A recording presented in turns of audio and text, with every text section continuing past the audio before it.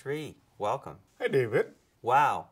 Compounding revenue growth, especially through these challenging times, is amazing. Infrastructure Services Division's compounding 3-year revenue growth is 45%. Earnings before interest and taxes is up 83%. The employee base has doubled over 3 years. What are the secrets behind this amazing growth? So, David, what's happening is really simple, right? The infrastructure outsourcing market is $110 billion. It's a pretty boring market that's not growing. Labor of that is roughly a third, about 35% of that is labor. What we were creating really is to take that labor component of the market and actually contracting it and being able to deliver services profitably while contracting the market is what the new market we created. So really what we did was, what an Amazon did to Barnes & Noble, creating a whole new way of delivering a service or a product. We really borrowed from an adjacent market, which is the application or the software market, and brought in the global delivery model to the infrastructure space. Sri, how did you create ISD's value proposition to propel your growth? So we tested it, incubated it. So think of what we were doing.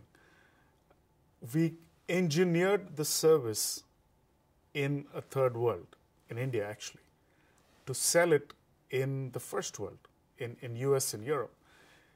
Today, and we did that 8-9 years ago, and today that's caught on the fancy. Reverse innovation is what it's being called. People are making inexpensive, hand-carryable, ECG machines, which are needed for the markets in China and India, and they want to sell them here. And that's what we did. We took a while to engineer the service in a market that does not have a labor arbitrage, which is the backbone of the IT industry.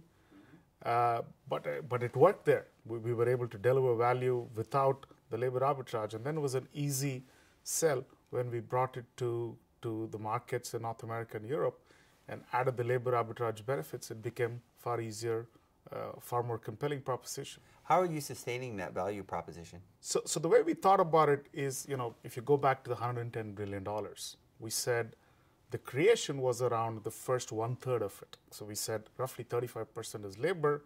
We want to contract that marketplace and yet be able to deliver far more profitably because we're doing it differently.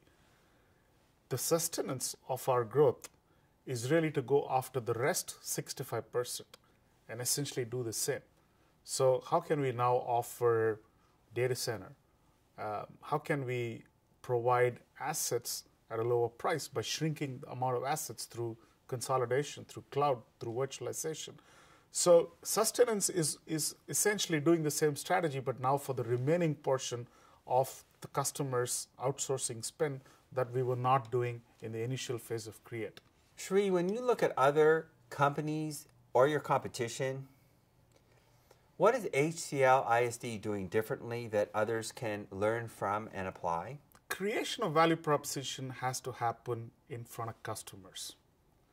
I think a lot of companies have the model of creating new products, new services as a highly centralized function. We believed from day one, and we've sustained that model as we've grown through the years, that creation of new services has to happen in front of customers by listening to latent, unserviced needs. And that's the root of where new services takes place. Thank you, Sri. Clearly, creating and sustaining a breakthrough value proposition is the secret to achieving growth.